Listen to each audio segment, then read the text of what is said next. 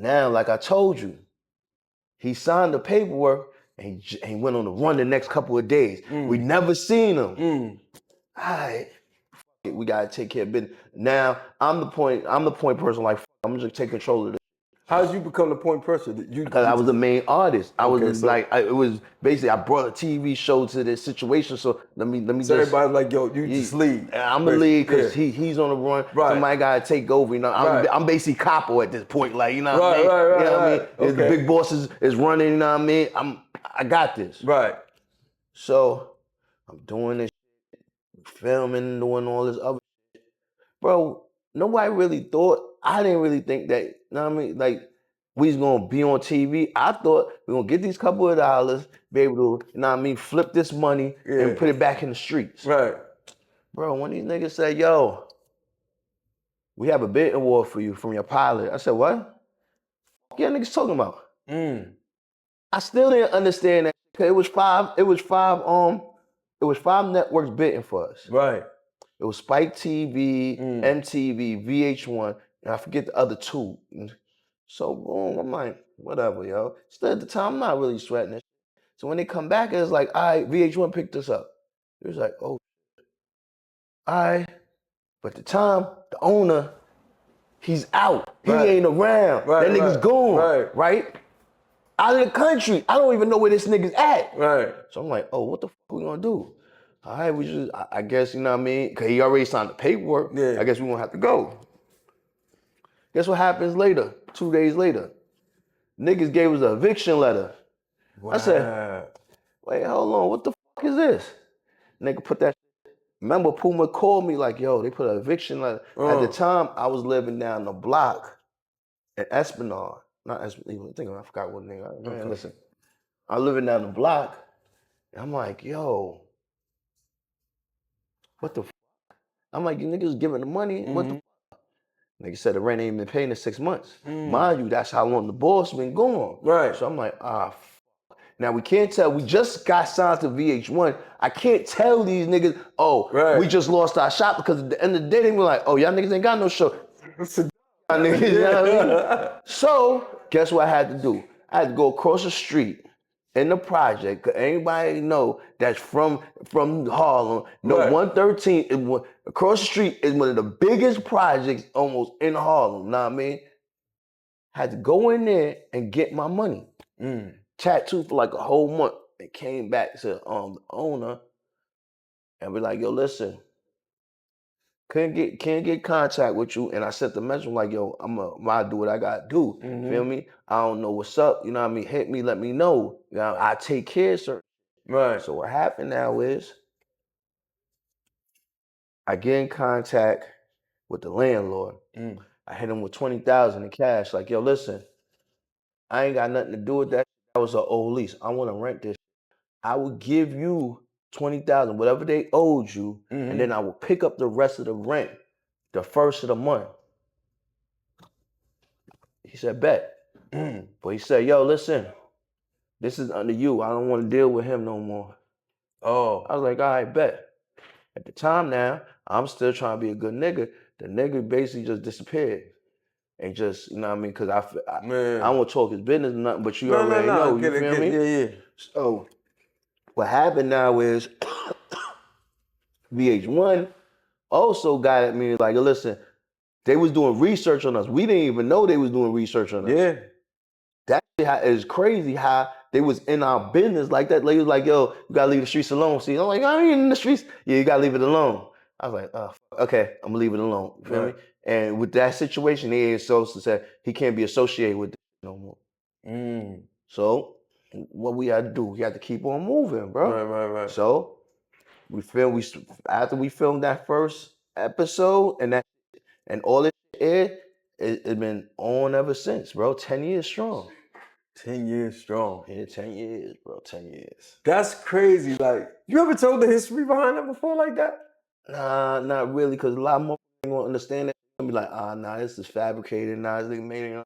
Like, that is just that's ill, bro. Right. Like, sometimes I'll be sitting back and I know a lot more like, damn, my life is a movie.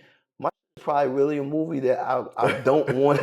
I don't want the biopic, You bro. ever I don't. watch what's his dude named Vince Staples? He got is it Vince Staples? It's one of those dudes that got a show on Netflix, and he just project. If you really projected your life, you know the things that I paid attention to in your life, the highlights, and we're gonna get to that. Harlem. People don't know your extensive history in Brooklyn.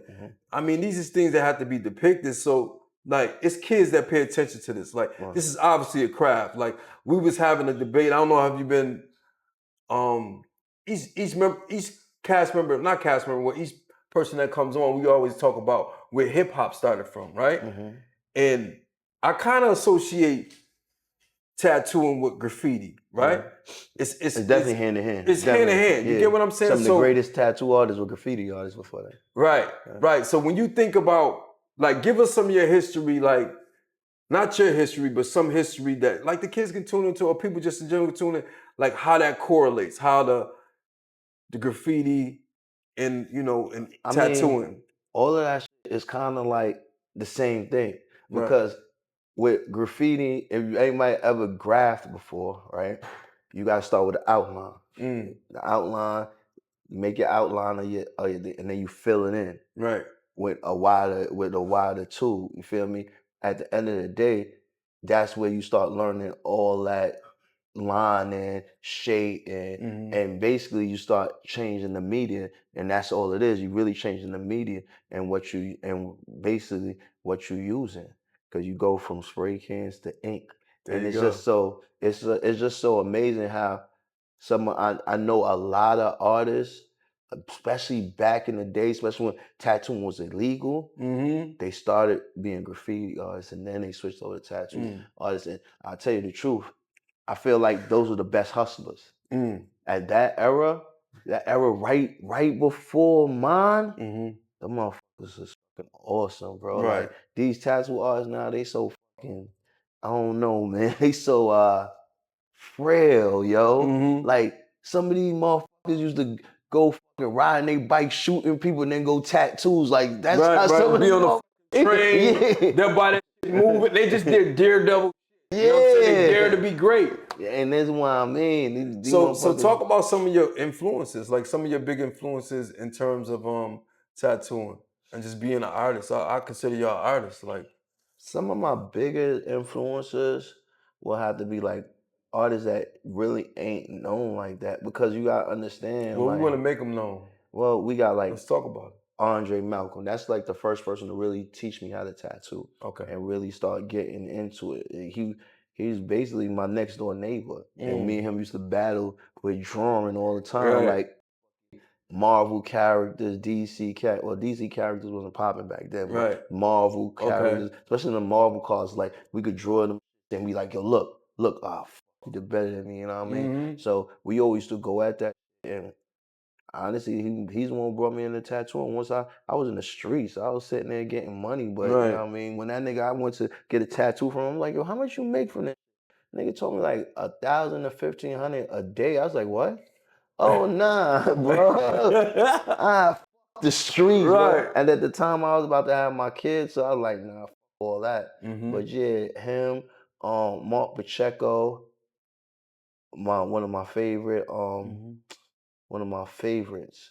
Also, my man Pooch. He's probably the greatest black tattoo artist ever. And there's a couple that right now, and then God rest the dead. My man Books took me around the world tattooing, bro. Like, I've been in places that I don't think any black person from the hood of New York been in. Like, I've been to Germany, to the Berlin Wall, Spain, even Russia. I see some shit in Russia like, oh, like, I thought it was just movies. Like, there ain't no police, and this nigga had the motherfucker who had the town. He had the town. He had tanks. He had helicopters, all that shit. I'm looking at him like, oh, we gonna die. And my man, he Mexican. He just looking at me like, shit, Holmes is good. I'm like, nah, you tripping. This is different. This is a real, like, warlord. Espionage you done seen in the movie, motherfucker, I'm sitting there about to tattoo this motherfucker.